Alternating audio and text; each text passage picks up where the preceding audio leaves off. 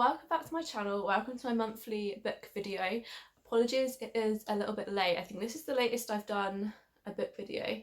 So it's the 9th today, so much so that I've actually already read one of my books for this month, which definitely has not happened in one of these videos before. So I have a few things to go through. So I've got my April wrap up, which is what I read in April. And then I've got my May to be read pile, but I'm actually going to start off with a little Waterstones haul because I fell into Waterstones last weekend and no one was there to stop me buying books. So yeah, I'll do that first and then I'll go into my wrap up and TBR. So yeah, I went to Waterstones. In fact, these are from different trips to Waterstones, but whatever. So the 3 books that I actually bought the other weekend were these 3. First of all, I got What a Time to Be Alone, which is this book by Chidera Egeru. I don't know, I'm probably absolutely butchering that name, but that's how it looks. And this is the book that apparently Florence Given copied for this book, which I got this as a Christmas present and I really wanted to read it, but then all the things kicked off on Instagram and social media about the whole drama between Florence and Chidera, and apparently this book is literally a copy of this. And I think even in the designs, even in the inside of the book, oh, there's my bookmark, I have to start that one again. You can tell that they're similar, but apparently that Chidera is not as innocent and everything as was made out in the beginning when it all kicked off. So basically I started this book when I got it around Christmas time, but then I just felt guilty reading it knowing that everything was going on, so I was like, right, I'm gonna get Chidera's book as well. So I'm gonna read this one first because this one came out first and obviously this one was supposedly copied, so I'm gonna read them both and see how they compare. So might do a separate video on that, I don't know, but I don't know when I'll get around to reading these either. And I have just lost my bookmark out of this, so I'm gonna have to start it again. But yeah, that's why I got this. If anyone has read either of them, please let me know what you thought, or if anyone has any opinions on the situation, I would love to hear them. So yeah, that is one of the books I got. Then I got The Dance Cure. This is a totally random buy. I've never heard of it before. I just saw it and thought it was interesting. So it's called The Dance Cure, The Surprising Secret to Being Smarter, Stronger and Happier. And basically Dr. Peter Lovett, who's the author, was a former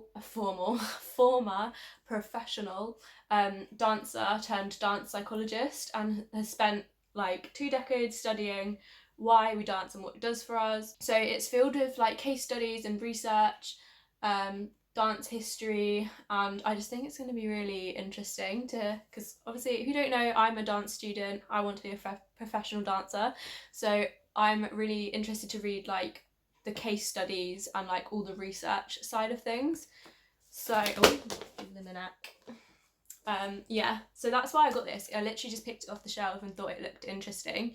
But yeah, I'm really excited to read it and see what it's about. Then I got the confidence journal. So this was in the self-help, health, psychology kind of section, and I saw this near it and just thought it was quite cute. So it's a confidence journal. So it literally has I'll give you a little flick through.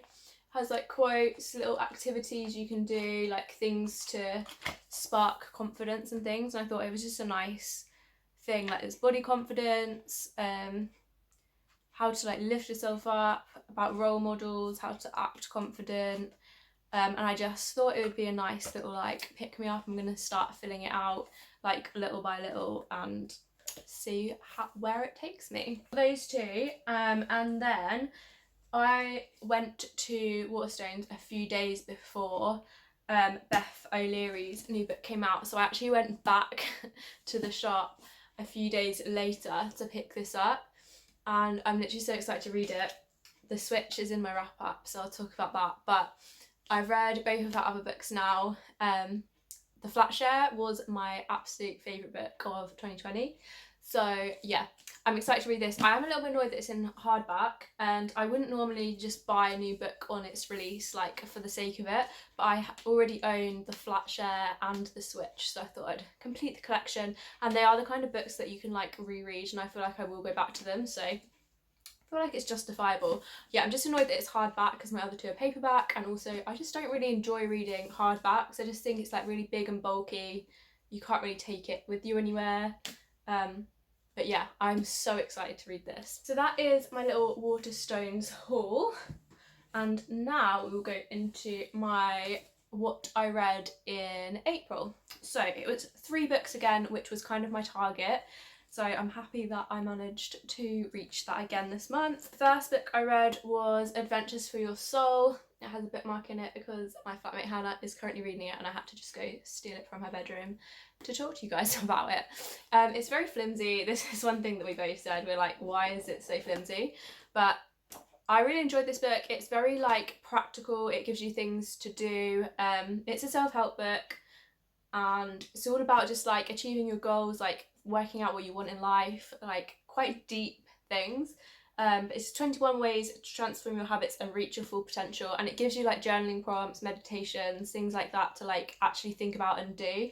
Yeah, I feel like I read it at a really good time, and I will reread this in the future. If you're confused about where this came from, I had never heard of this book, and I've not really seen it anywhere else since, but I got this from a Ellie Darby vlog back in the day.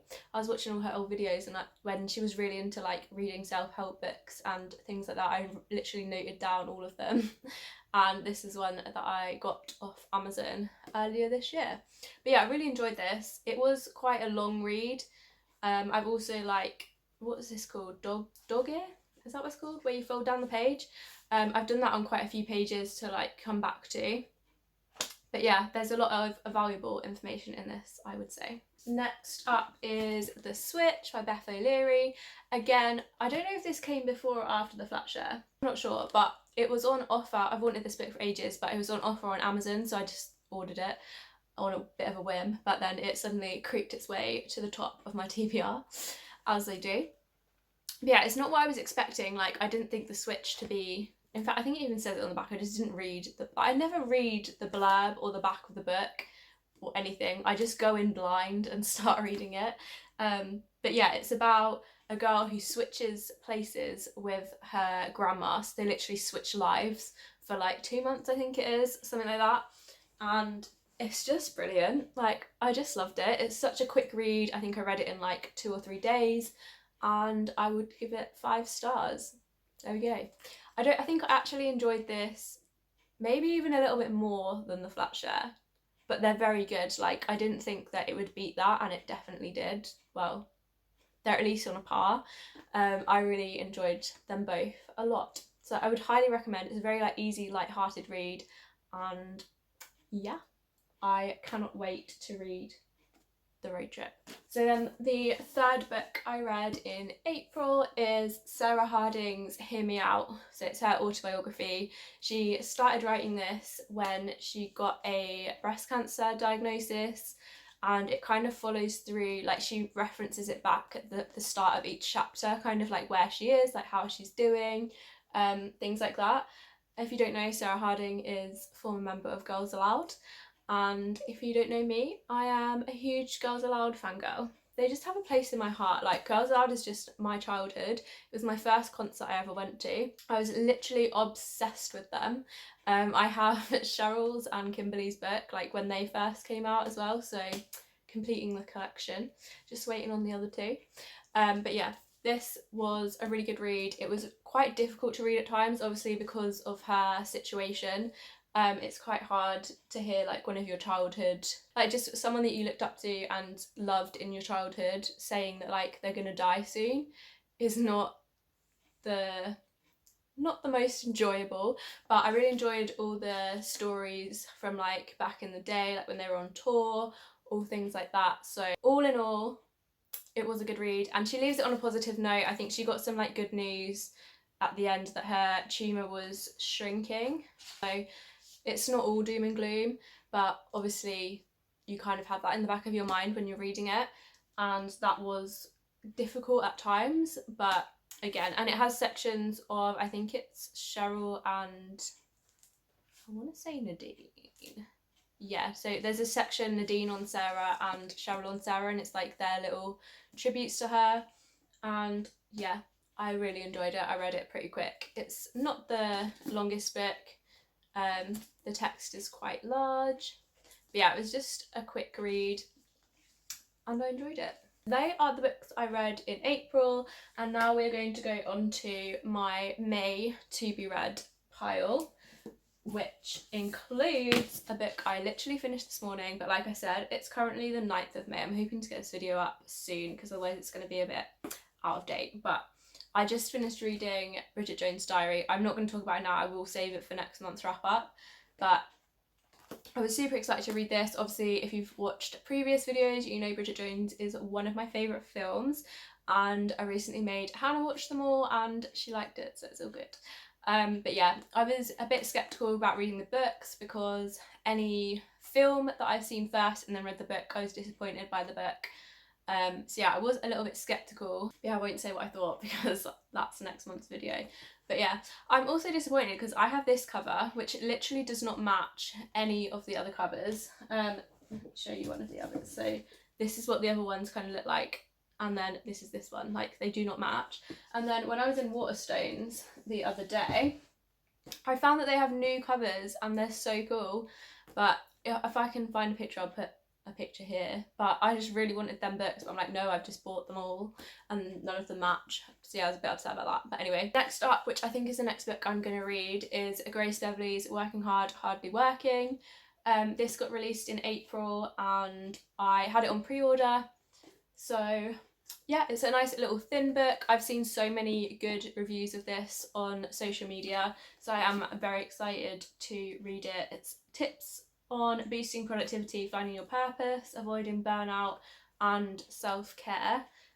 And yeah, I'm very excited to read it. I've seen, like I've said, I've seen a lot of people rave about it, so we will see if it lives up to expectations. I'm sure it will because Grace rarely disappoints. And then finally is the road trip. Like I said, I've already spoken about this. I can't wait to read it. I'm really hoping that it is as good as the other two, and I'm sure it will be. All the reviews on the back are like all positive, obviously. But yeah, there's even saying like it's her best book yet. So if it beats the other two, I'll be surprised. But yeah, I hope it does live up to that hype. I'm just really annoyed that it's in a hardback. But oh well, we move. I now have the entire collection. So that is the end of this video. I hope you enjoyed the little haul at the start.